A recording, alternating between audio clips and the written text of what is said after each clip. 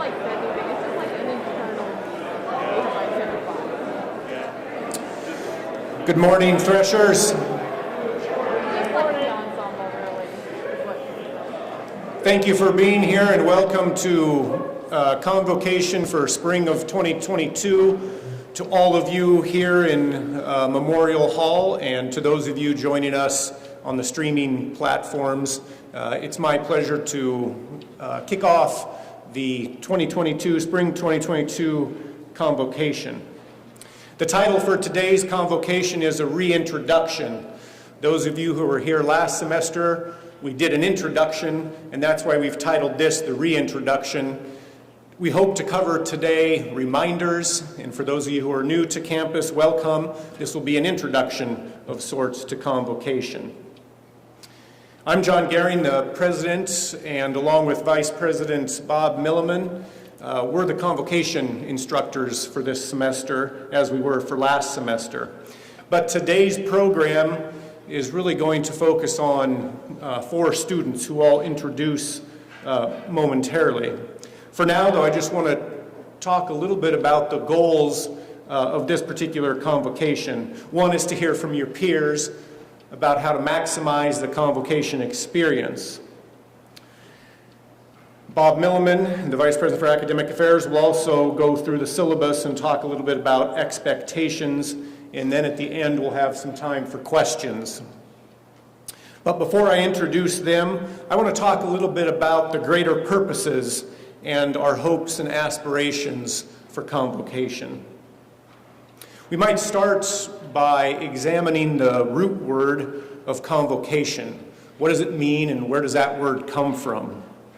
Convocation comes from the Middle English and Middle French and Latin verb convoke, C-O-N-V-O-K-E, which means to call or voice.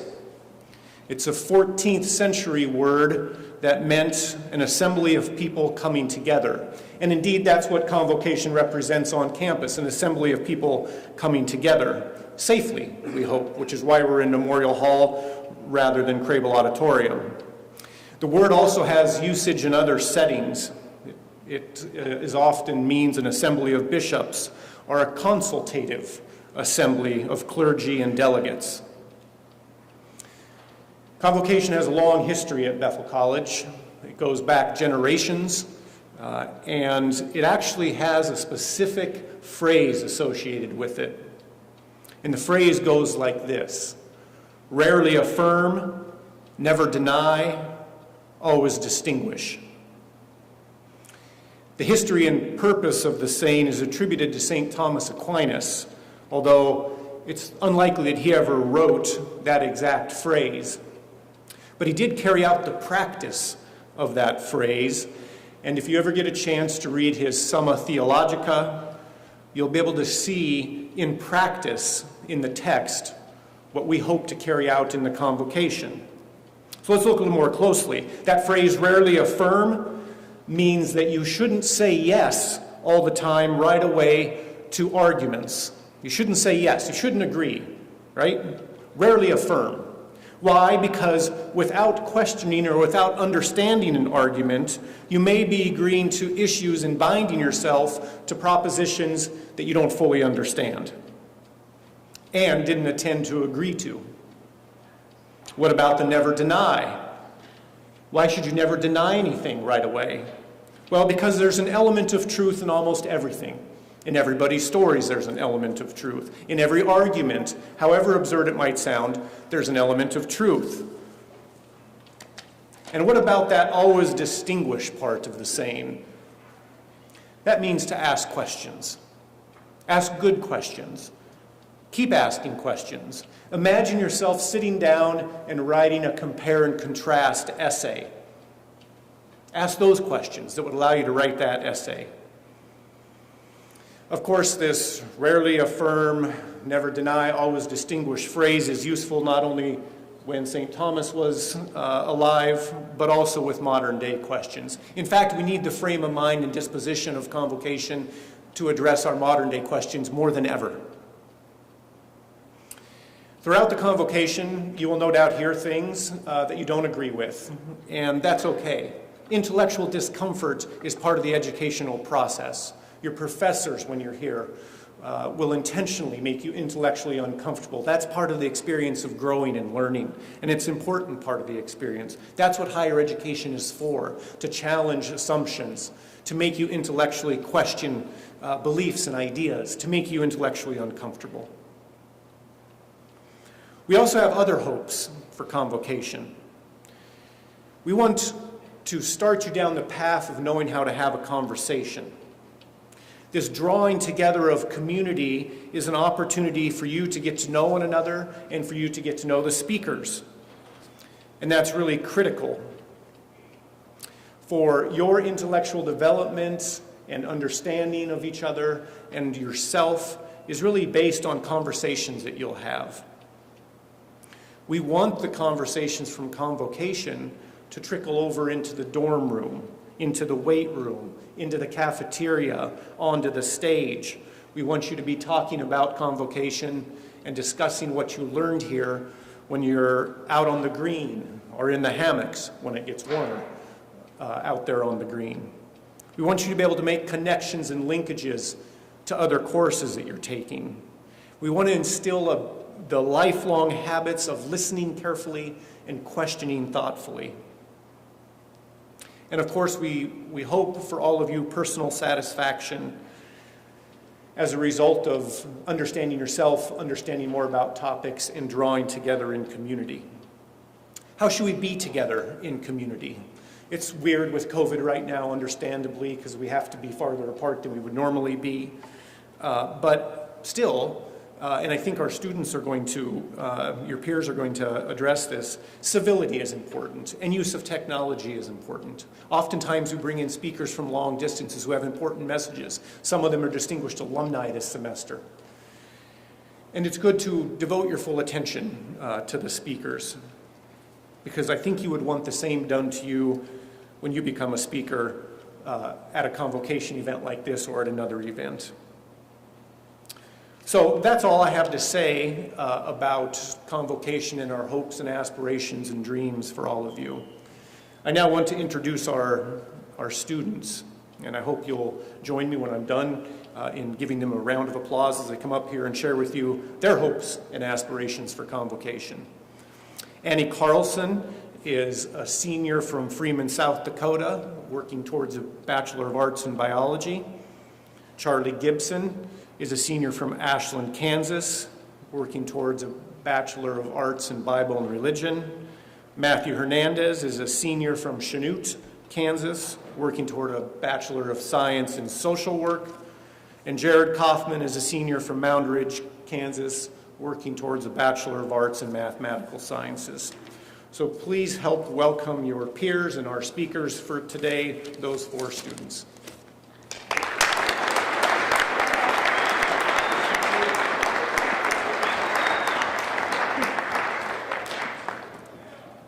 Hello, everybody. So I'm Charlie Gibson. I'm going to go over a little bit on the basics of Convo, when, where, what it is in the syllabus, and kind of what it is to me. And then just kind of like what it means, like why we're here each week. So of course, when Convo is Monday and Fridays at 11 o'clock. The only time that'll change is if inclement weather, or you'll get an email in just your general school email if something changes. But generally, it will always be on Monday and Friday at 11 o'clock here in Mem Hall. So in the syllabus of Convocation, Convocation is a regular assembly of the campus community to engage Bethel's vision, mission, and values through shared experiences and meaningful interactions. To me, Convocation is a place where I can kind of get together and see quite a bit of the school and student body present and listening to a speaker who has something of value to bring and to share. Some of the most interesting conversations I've had with my friends have happened after a convocation, whether or not I agreed or disagreed. I can remember many times walking outside of Convo my freshman and sophomore year, just kind of sitting in lunch discussing some of the beliefs that I agreed with that speaker had that day, and plenty of conversations about things that I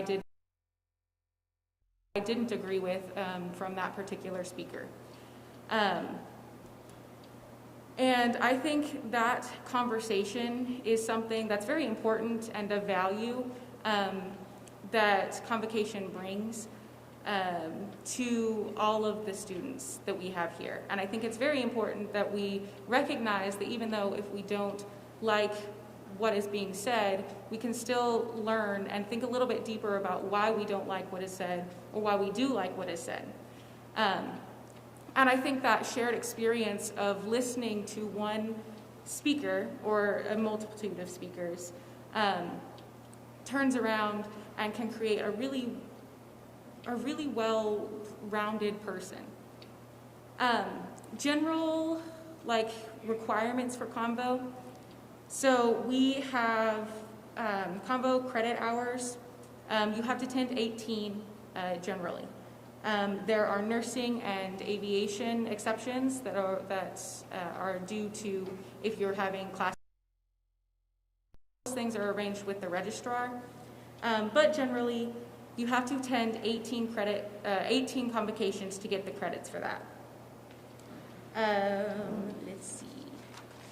The only other thing I have in those is when you're, for general back and forth information, is when you're scanning in. Scanning is available from starts at 10:50 and goes into 11:10. If you scan, or you cannot scan in after 11:10 and still get credit for that convocation, you are welcome to come in and to listen to the speaker after 11:10, but until then you won't get credit for that.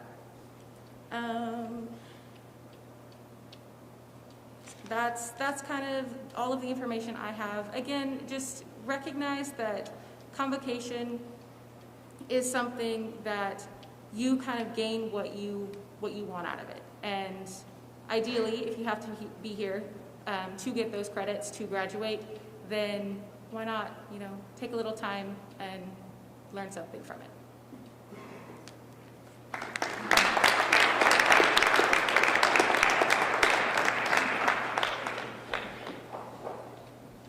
What's up, everybody? I'm going to keep it very short and brief. The expectation for Convocation when treating guest speakers is just the same expectation that we have in the classroom with professors and the same expectation you have with your coaches.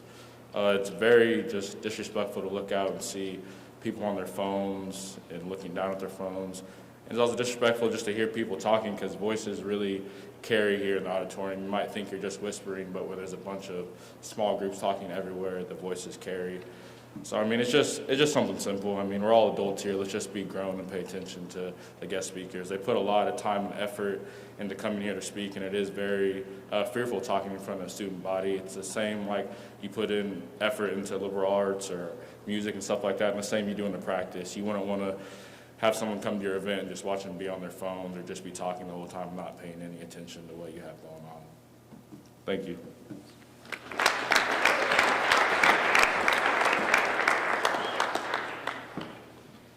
So I'm going to talk a little bit more specifically about phones, because we all know that that's like the biggest, per se, issue here.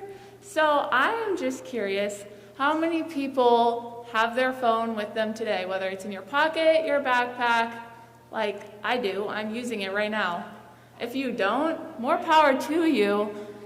People might need to reach you throughout the day, so maybe you should have it in your bag. And then you might be embarrassed to raise your hand, but how many of you have been on your phone during this convocation already? Yeah, I appreciate the honesty here.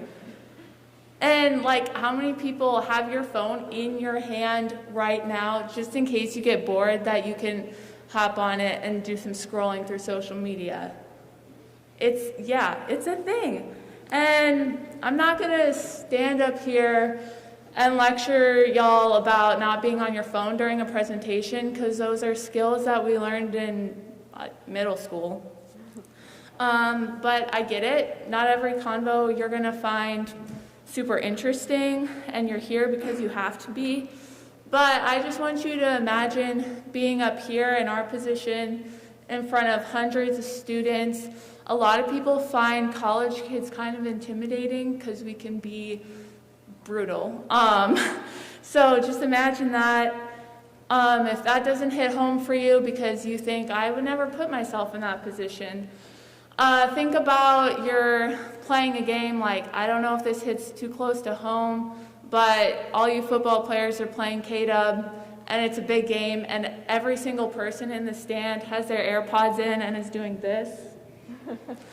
After the hours you have put in the weight room and practicing on the field, like that's your thing. And people who present here sometimes present on their life's work.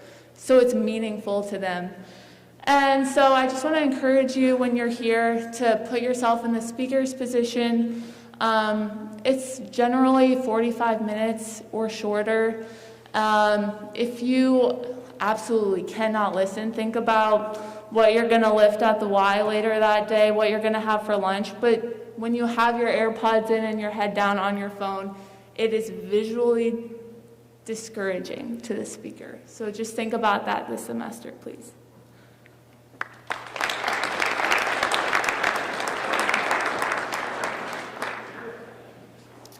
Hi, I'm Jared. And I would say that one of the big questions that faces this class, course in particular, is why are we even here? You know, everyone shows up for an hour, Mondays and Fridays, and, you know, sometimes it feels kind of pointless. I will agree. Sometimes I have that same feeling. But I think it's good to remind ourselves why we are here, why this still has value. And I like to think of it in terms of an acronym. So convocation is almost always given in the form of a lecture. So let's think about that word as I present the points that follow here. So the first thing we do here for convocation is we learn. Now this is pretty obvious. This is, you know, mainly the reason that you come to college, right? And I think it's fun to, you know, think back, back on the years being a senior. I've sat through some pretty interesting convocations. I remember a meteorologist came a couple of years ago, just this past semester. Someone came in and showed us that, like, there's a sea creature that makes a loud popping noise to stun its prey. Like, that's kind of weird and interesting and fun to learn. Other things include, like, a big band that came in and someone who was part of the 2008 National Championship with KU and presented their work on urban development. Like, it's cool to see those connections being made out there in the real world. So that's L. The letter E stands for engage, and more specifically, engaging with someone from the community. So a lot of times, convocation involves someone from either the campus community or the broader Newton area, and it reveals that there's a lot more going on here than people might realize. You know, even though we live in flyover country, Kansas, it's not as boring as we might like to think. So for example, the guy down in Wichita, or the young alumni winner who presented here last semester. There's some cool stuff going on around here. It's important to remember that. C stands for congregate, and as we kind of mentioned before, congregating as a student body and as a broader campus community, I think is really, really cool, since not even all sporting events garner 100% of the student population. So I think it's really neat to be able to meet here as a small or large campus community, depending on how you look at it. T stands for talk to your friends. Now, not talk to your friends during the presentation, but afterwards, kind of as we hit on a little bit earlier. A lot of convocations contain either A, a fiery topic of the day, B, interesting factoids and research, or both of these things. So by presenting these to the student body, it allows us to grow as adults with each other, whether or not we agree with what was said. And that kind of leads me on to my next point. You understand and recognize the differences that we have amongst each other. Many of the presentations that I've been here and experienced have either conflicted with my worldview, upset me, or enlightened me, or, all three. The point of this is to engage yourself with the speaker, teach us new views, and just teach us new information about the world. It doesn't have to meet your own worldview to be considered valuable or interesting. R is reach out. More specifically, reach out for opportunities. And I say this coming from personal experience, because you never know when someone who seemingly is speaking about things you don't know or don't think you'll care about can spark a thought or conversation in your mind that gets your career moving. So, for example, a couple of years ago with the meteorologist that came and spoke here, I was able to talk to him afterwards, and it, in large part resulted in me getting an internship last semester. So there's a lot of different opportunities that present themselves, and it's important to recognize that. And then finally, the final letter of our lecture acronym is examine yourself. So as you indicate, Convocation should teach us new things. So as you listen to the presentations given this semester and beyond in your life, I would suggest thinking to yourself, do I agree with what the presenter is saying? If it's something that's a debatable issue. If not, why? What can I learn from this? What questions can I ask them? There's still value to that presentation. And if you do, in fact, find yourself agreeing with the presenter, challenge yourself by asking what might be the flaws in this thinking. Is this presenter being fair to the other side? If there is another side, what are they assuming? So, in short, to both thoughts, remember to keep an open mind and challenge yourself. And if it happens to be a boring convocation, just try your best to pay attention to what's being said. Thank you.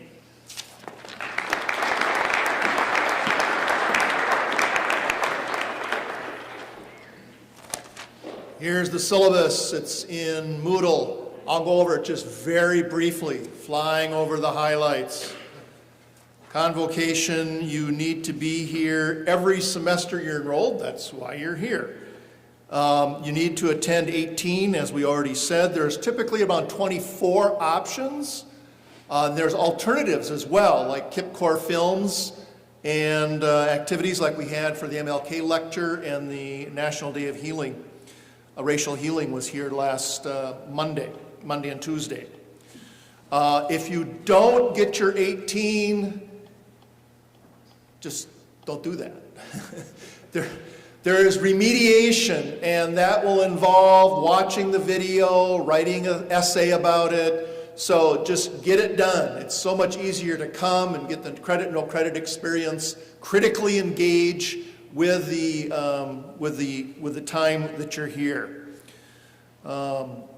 Revocation of convocation credit can take place if someone is disruptive or disrespectful, or there's excessive talking or excessive disengagement. A scanner or one of the coordinators, me or Dr. Gehring, we can do that. So just be respectful, engage, and be involved in respectful discourse. The dismissal will only occur after we're done and the questions have been answered. It's disrespectful to get up and leave. You will be dismissed, so wait for that. And I make a promise to you, and we'll try to enforce it as well as possible, and that is that the last question will occur no later than 11:45. If someone is past 11:45, there will be no more questions, and I'll get up here, or President Gehring will get up here, and we will dismiss you. I did miss one page here. Absences. There are no excused absences. There's no makeups except for the end. Plan accordingly. You know that you have to be here at 18, and there'll be 24 plus options, so plan. If you miss some at the beginning of the semester, just make sure that you're here towards the end. And the attendance tracking is on the scanning, so make sure you scan. We've already covered a bit of that, approximately 11:50 to 11:10. And then the attendance can be found in Thresher Connect, not in Moodle. So remember that when you're checking your attendance. You ought to check your attendance regularly to make sure that you will be able to have the convos that you need. If you think there was a failure with the scanning, or for some reason you were not, attendance wasn't taken for you, on the syllabus there's the email address for me. Just send me an email and I'll look into it, make sure that you get attendance. However, I reserve the right to ask you penetrating questions about the convocation so that we can verify that you actually were there. So, being a little bit sarcastic there, but I will want to make sure that you are there. Now I want to take questions from our speakers, our 4 students. We thank each one of them for participating, or for me and President Gehring. So, speakers, if you'd like to join us up here, the 4 students, please. And if you have any questions, and remember, here's something to remember. If we don't ask questions, we get out early, don't we? But, then we don't get our questions answered, and they may be very important. And remember that if there's only one or two people, that question was important to them, and you never know when it might be important to you. So it's important to respect the questioners as well. So, who would have a question? There's a microphone in the middle so we can hear you.